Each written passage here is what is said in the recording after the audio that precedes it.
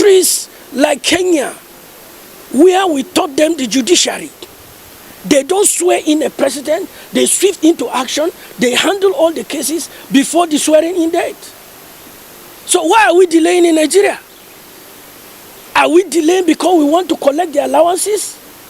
So guys, our clergymen have lent their voice in telling the judiciary to ensure that, all the cases that have been filed in court as regards to the election are concluded before the swearing in. We all know that Peter Obi and Atiku have filed their petition against the president-elect Bola Ahmed Tinubu and InEC, the electoral body. But since then, our judicial system have not even begun anything that has to do with the hearing.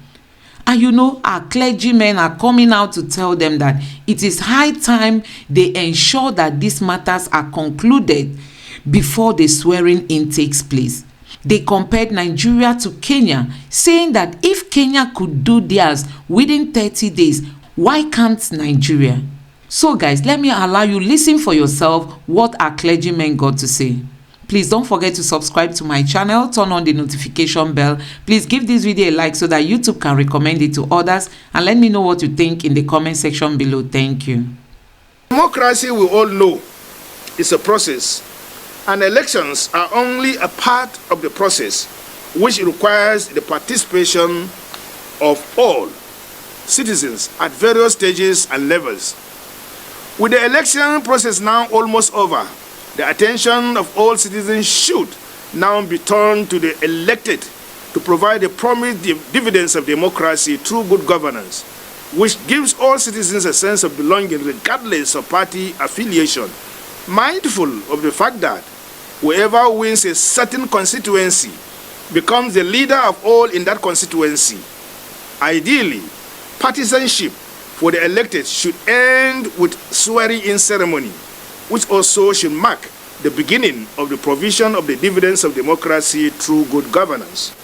In countries like Kenya, where we taught them the judiciary, they don't swear in a president, they swift into action, they handle all the cases before the swearing in date. So why are we delaying in Nigeria? Are we delaying because we want to collect the allowances? Are we delaying because corruption have eaten everything? There is nothing difficult about this case. In less than 30 days, we can dispense of every case. Election will finish in February.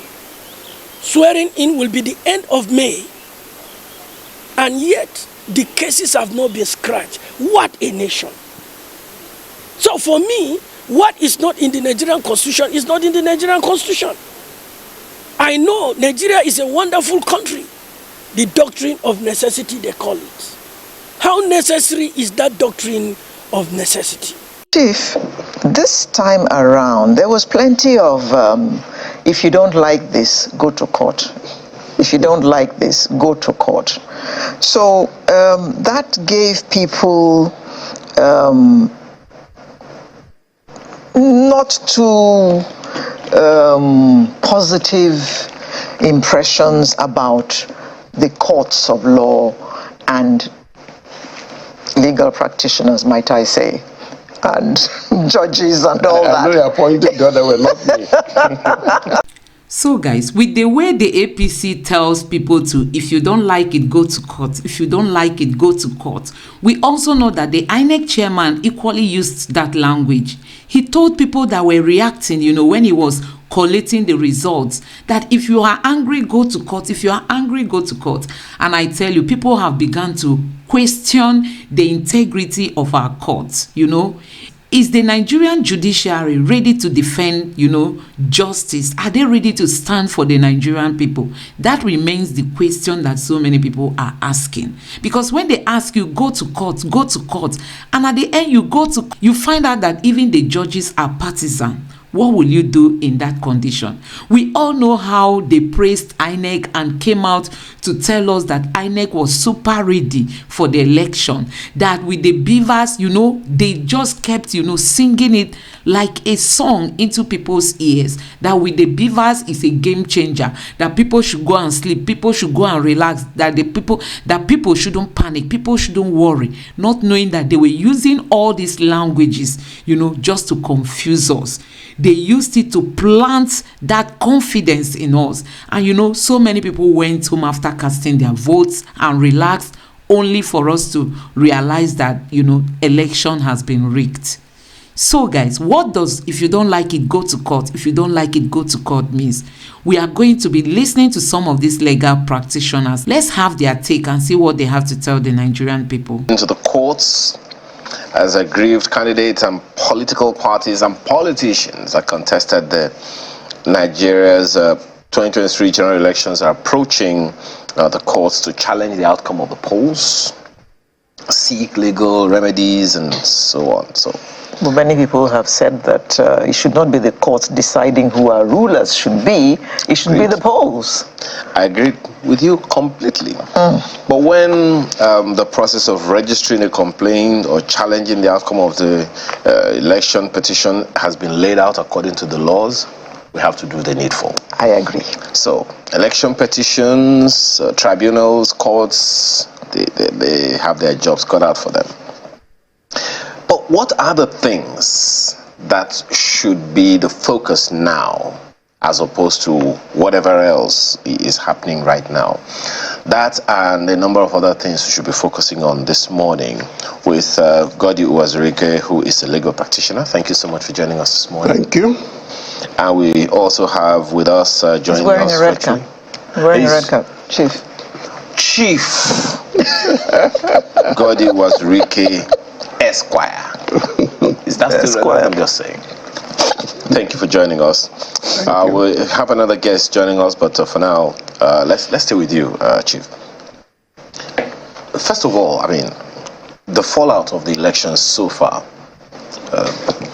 What's the difference or similarity between what is happening now as a consequence of the elections and what has happened before?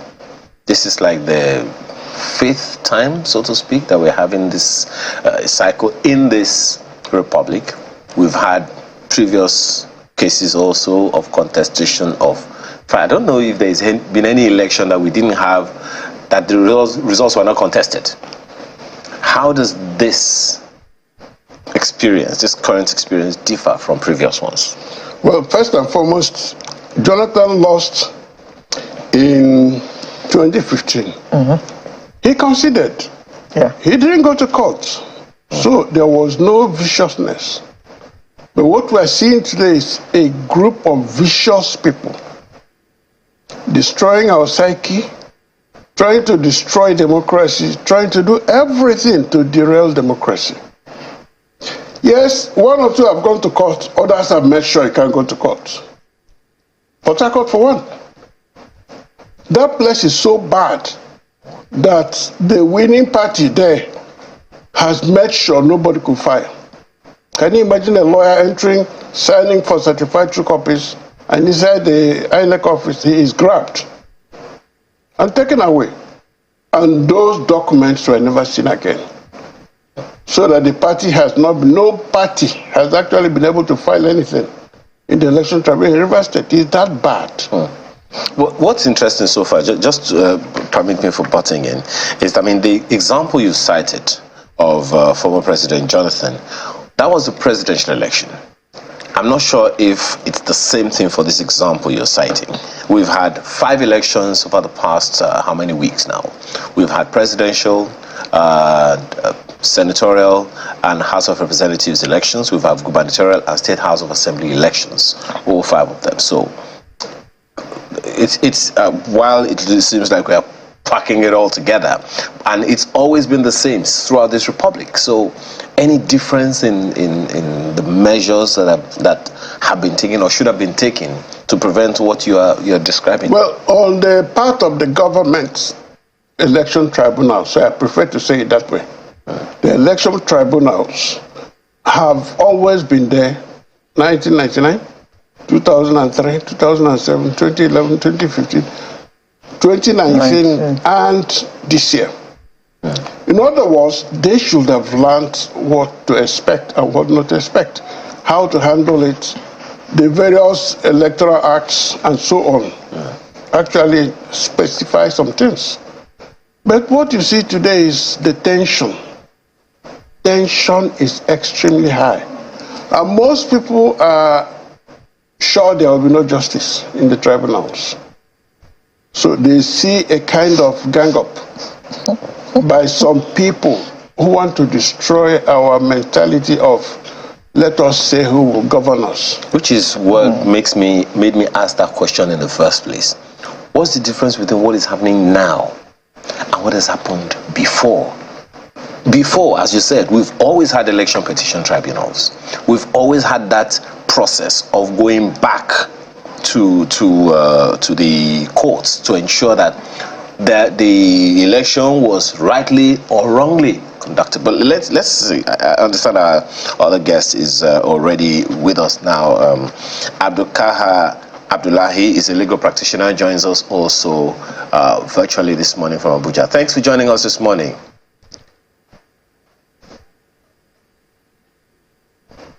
We can't hear you. You may want to. We'll come back to you shortly. So that's why I asked that question. Okay. Oh, there you go. Okay, welcome. So can you hear me? Thank you so much for having me, Charles. Yeah, I can hear you. Okay.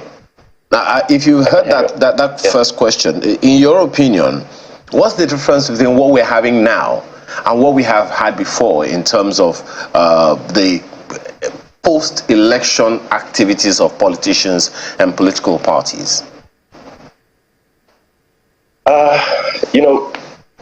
There is a thin line between what the electoral process, once you look at the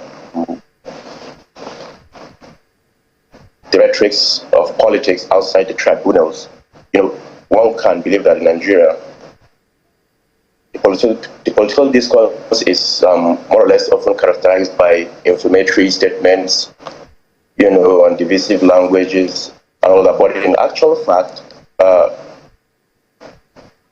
if I may say, law is entirely different from what is obtainable in the political discourse of Nigeria. So I don't know why people feel like there is a threat to democracy simply because somebody lost an election. I don't know, for whatever reason, why people feel like they need to vent their anger when the system has put in place a process by which aggrieved parties can go to court, institute an action, and challenge the outcome of whatever election that is. All right. Chief, let me ask you this, because I think we seem to be having some network issues with Mr. Abdullahi. I hope that we can get you back smoother so we don't have to have those hiccups. Let me ask you, Chief. So this is what we have now. This is the situation we find ourselves now. How significantly do you see this whole pre-election petition tribunal environment or moods that have been created? How do you see it affecting or impacting on the entire process of the election petitions tribunals? There are many ways these moves can affect. One of them is that the new game in town is go to court, get an ex parte order, sack the chairman, withdraw the petition. It's not entirely new. In 2003, Buhari, as the presidential candidate of ANPP, his party, ANPP, withdrew from the petition and left the man alone. So today, 2023, 20 years after, history is repeating itself. One of those who attempted to take over Labour Party said, I think Adamu Garabaso, he said, our main objective is to withdraw the petition against the president-elect. that we're going to do it. On the other hand, you have some places where the documents you need will not be seen, and you have some witnesses going to withdraw. What it actually means that we may be expecting justice, but there's nothing for the election tribunal to work on.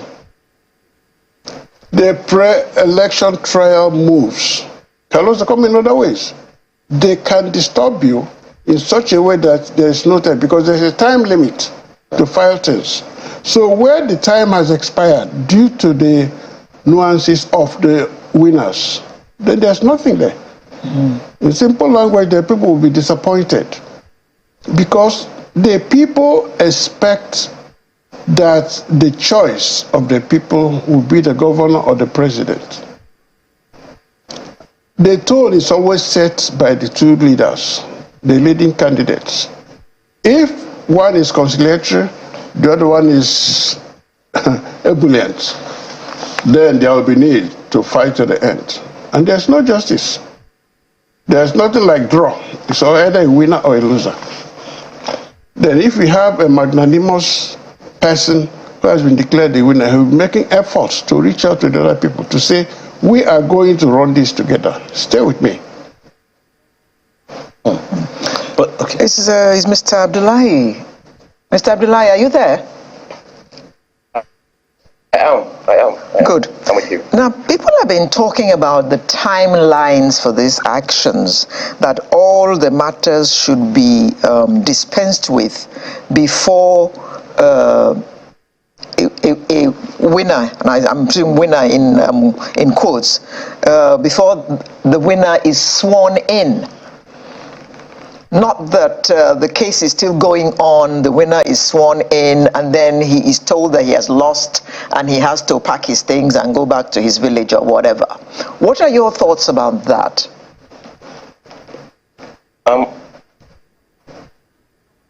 Thank you so much. The law is clear.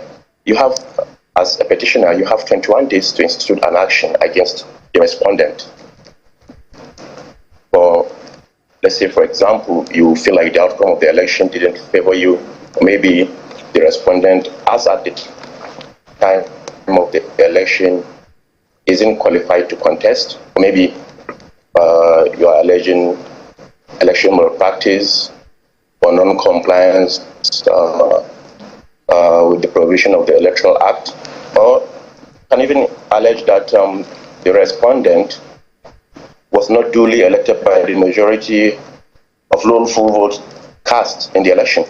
But then the 21 days, I've never seen anywhere, any tribunal in Nigeria that refused to hear and determine any question as it relates to an election. I have never that has never been to my knowledge, honestly.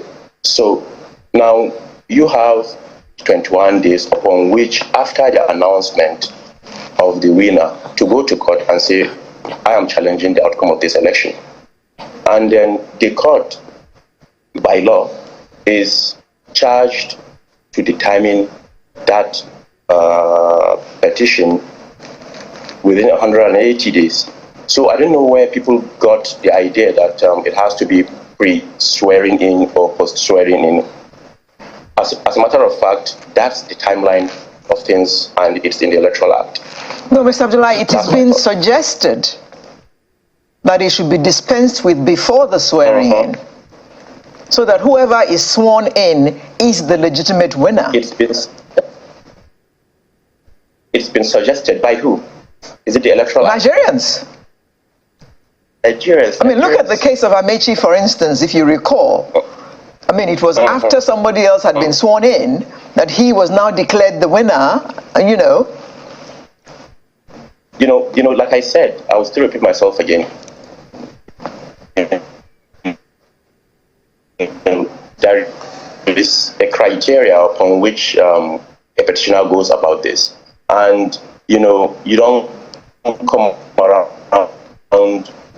to say that you want this network is not very, very friendly this morning. Mr. Abdullahi, sincerely, we apologize. sincerely hope that there is a way we can get better connection so that we can really discuss this with you. But I think, Chief Wazirike can take that question as well. Constitutionally, May 29 is the end of administration. So there's no way there will be a vacuum. And then the Electoral Act says within 180 days, this must be done, only in the first instance, not final. So, for instance, the presidential election, Peter Obi and Atiku have 180 days to do certain things. If the judgment comes in any way, whether for or against any of them, the losing party at the Court of Appeal also goes to the Supreme Court. So it's not just the 180 days. There's no way we have 180 days between today and May 29. It's impossible. Because the Constitution did not provide for anything other than elected government taking over. But it's also talked of time to go on appeal and so on and so forth. But developments occur every day. I know that this issue of timing, length of time and so on, is something that has been coming up from time to time.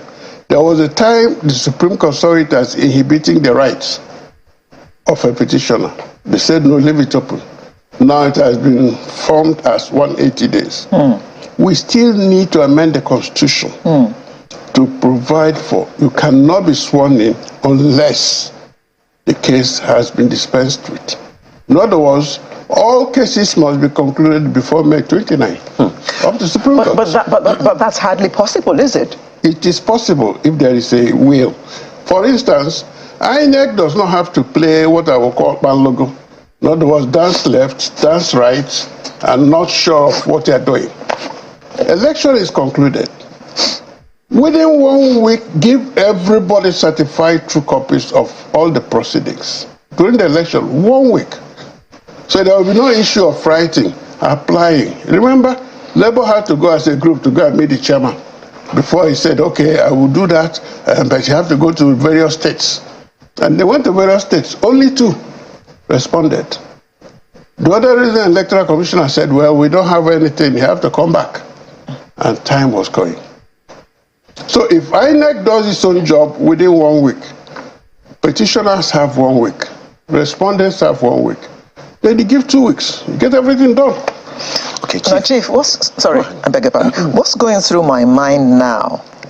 It's a funny scenario, and I would want to share this. Okay, so a presidential election has held. Chief, you are declared the winner. I am a contender. I go to court.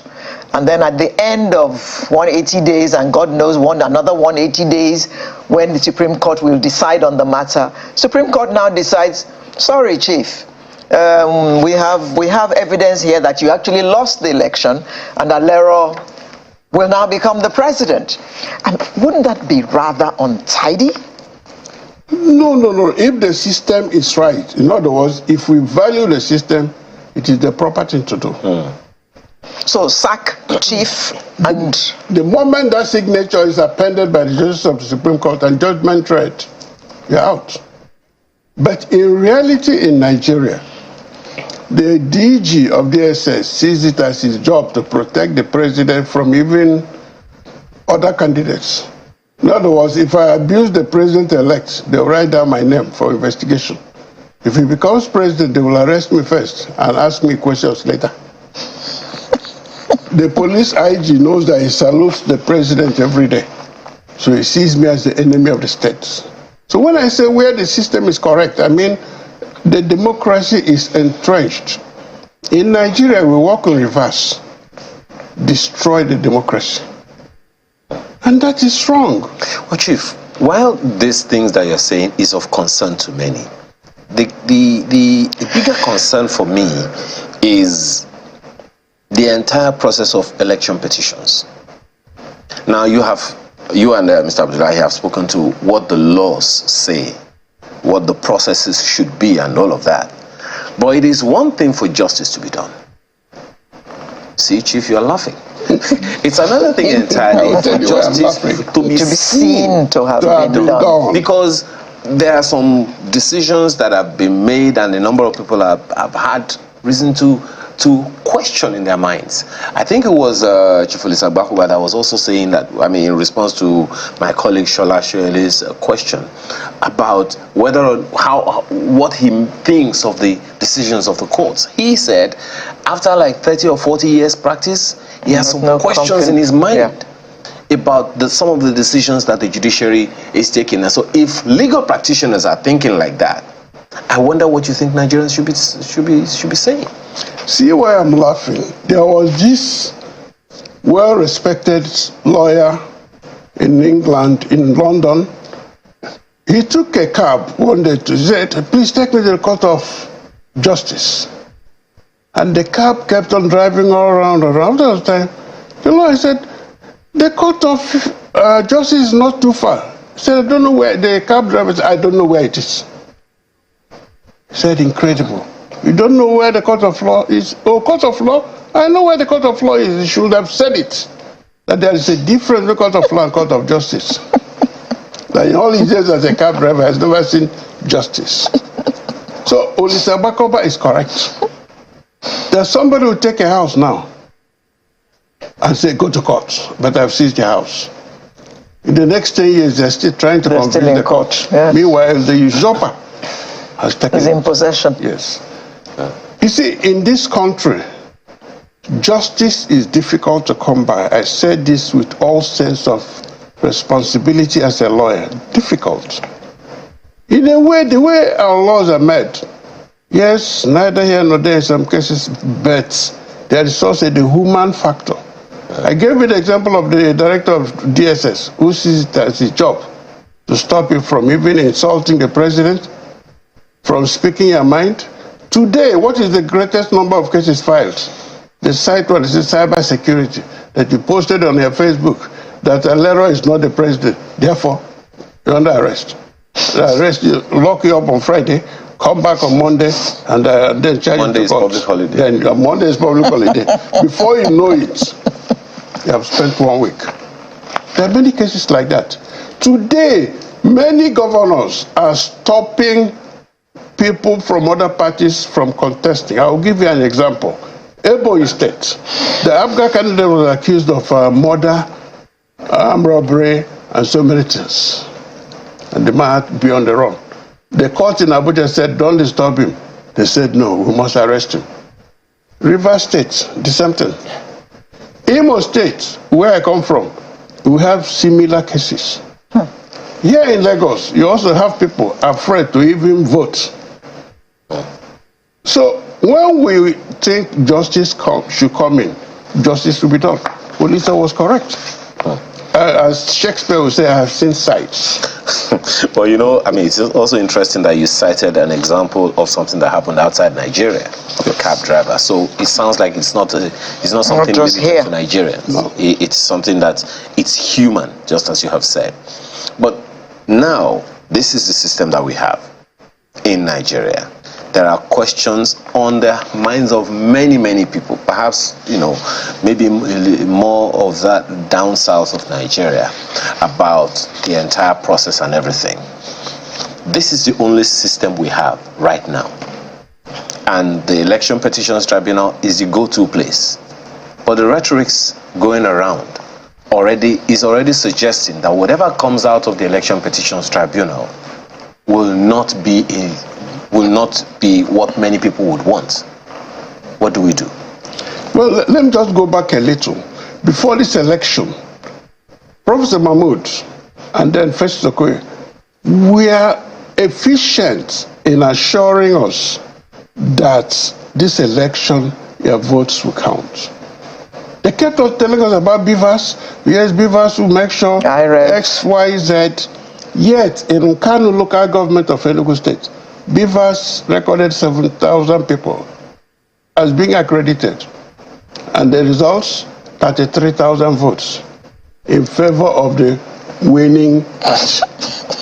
And changed the whole in Enugu State. In Kano local government, in Enugu State. I'm saying it, pinpointing it so that all will hear. So, in many places, votes did not count. Either you were intimidated, as in Lagos, you have somebody shouting, you cannot come. Or I remember a couple, Yoruba man, Yoruba wife, in around Aja area. They were stopped from voting. The man said, why? He said, you be Igbo. The couple said, no, we are not Igbo. Me, we are pure Yoruba. This is my father's name, this is my village. I said, no, you look like Igbo. And they never voted. Yet we have efficient system of police, remember? So with such people, you can never convince them that what they are seeing as a result is the result. So that feeling of injustice and disappointment is there. But most importantly, and this is the dangerous part, the young and young at heart, since NSAS, have been saying we want to take back our country. And they came out in large numbers. And as all young people know, A is A, B is B, C is C. They voted. And what they saw as result is not what they were expecting. Come back 4 years time and tell them the same story. So if those in power actually understand the psychology of what is going on, they will make sure that by the time they sit by the fireside in their old age, that they are safe. Can we really say, Chief, that there was a large turnout? I said that advisedly. The data available says that it's about the same average 30% of people on the voter register. You also cited an example just now. Beavers captured 7,000. The records show 33,000. It means that there could be a far lower number. That's, I mean, going by the examples you have just cited now, and God knows how many such examples all over the country. So, as I say, this is the system that we have. We are all a part of it. The concern really for me is how the outcome, what should we be telling ourselves about whatever is going to come from the Election Petitions Tribunal? Because there are those who have gone there, and some of those who have already gone there, filed and all of those things, the rhetorics that are still coming from them are still sounding like we don't believe in the system that we have subjected ourselves to. Okay, let me just give you one small example. Okota, Oshodi, Solo local government. When people were going around trying to get their PVC, there was a massive turnout on daily basis in thousands. And it became a scandal. Pastor Tommy went there, and the press followed him. He asked why should people suffer in order to get their PVCs. The resident electoral commissioner was angry. So it's an abuse for you to come here and then address the press that these people were migrants. His language. Now, after some time, they said no more chance to collect PVCs. They were no longer there, that they have exhausted all. A few days to the election, bags and bags of PVCs were dumped in God Palace Way, near the canal. And announcements started coming on the internet. If you don't have your own, please go and check. And people were rushing there. The same InEC that failed to distribute those PVCs just said nothing. In Anambra State, they were found in a forest. The same InEC that said they didn't have any. But once who released them, and the radio stations were busy telling people, go and check, and people were going. On election day, names were pasted with pictures. Those who didn't have PVCs will go there and take a picture of their own and say, please, can we? But they say, you don't have PVC. The turnout was high, but the system failed them. Failed them because those too much promise and very little delivery. That's it, and they felt frustrated. The second election, when it came up, many people didn't turn up out of anger. So when I specify the young and younger chat, I know what I'm saying. No, I do understand what you say, and I agree with you. This question of dumped PVCs, for instance, we took it up with, I think it was Mr. Okoye or one or two other INEC officials, and they said, look, the ones that we that were in public domain that was seen, at least one or two examples that we cited to them, said that those ones weren't part of the new ones. That, you know, that is what we were told. Whether or not that is it, I think they were lying to themselves. But they were still PVCs. Yes, they were lying to themselves. That's the only thing I can say.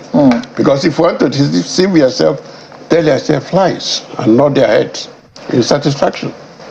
Chief, this time around, there was plenty of, if you don't like this, go to court. If you don't like this, go to court. So that gave people not too positive impressions about the courts of law and legal practitioners, might I say, and judges and all that. I know you're pointing the other way, not me. So people are beginning to think that, well, if they can tell me blatantly, if I don't like it, I should go to court. I mean, am I sure I'm going to get justice when I get to this court? It looks like they have everything tied up. What do you think about that speculation? Well, let me just say this. Two expressions. One is victory is concentric circle of conspiracies. Concentric circles of conspiracies will give you victory. Then the Italian said, the end justifies the means. So when we have it, then I go to court. You saw what happened in Abuja, I think on Friday. Somebody filed an ex parte motion. In other words, you did not serve the other side. You claimed all kinds of criminal actions. Yet, in law, you cannot file a criminal action by affidavit or originating summons. No. There must be evidence. People must go there to testify. And what happened? They came out with the ex parte order. That's the Labour Party case. Said the man forged, the man did this, the man impersonated. These are criminal actions. You don't do that. Ex parte order, the other side didn't know what was happening. Ready. The judge is saying, yeah, go ahead, you're out. But isn't that what ex parte order is supposed to be? No, ex parte order when there is an emergency in a civil matter, in which if this is not done, then something will go wrong. Issues are purely simple, not criminal. So when he says somebody forged, it's a criminal action. When he says somebody stole, it's a criminal action. Impersonated, criminal action. Never by originating summons. Never by ex parte order. If I say Alero must not appear here today because she will come late, I can go by ex parte. But the judge will look at it. Why didn't you come before? Why didn't you come a week ago so as to put out notice? Why must it be the day before? I remember me as a young lawyer going to court saying, this tenant wants to restrain the landlord from ejecting him. The judge is late now. Justice Shegu got up and looked at me in anger. So why should I stop him? And where were you before? And walked out. That is the kind of system that will hold on. For instance, if somebody goes to court to say, stop the president-elect from being sworn in, it's a waste of time. Clearly, the Constitution is very clear. May 29, somebody must be there. Nature abhors vacuum, and so does our Constitution. But as for the feeling of injustice today, it is extremely high. And it is a spillover from the 2019, where InEC came up and said, we have no server. That's the funniest statement I've ever heard. Banks have servers. If you don't have any server, how can you store a system? How can you store documents in a system? And the Supreme Court said, yes, they said they have no server. You have failed to prove that they have no server. Yet, InEC is the defendant. Can you, as a petitioner, zoom into the InEC office to go and bring out the server? It's not possible. You know, Chief, this conversation is so interesting. We could go on and on about it, but unfortunately, our time has completely run out. What one of the concerns a good number of people would have is, okay, so this is the system that we have on our, on our hands. This is the process that we have all accepted to go by. Election petitions tribunals will open, as soon as the law has assigned for them. There are those who have already filed. In fact, orders are already being given, by the petitions tribunals and all of that. So, well, let's just continue to hope that at least we can all rein ourselves in and ensure that the same system that we've all adopted will work for us.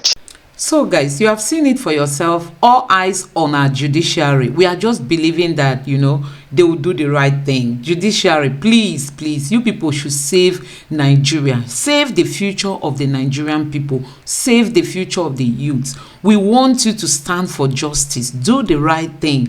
Don't be partisan. Don't side these politicians. Stand with the Nigerian people, not with the politicians.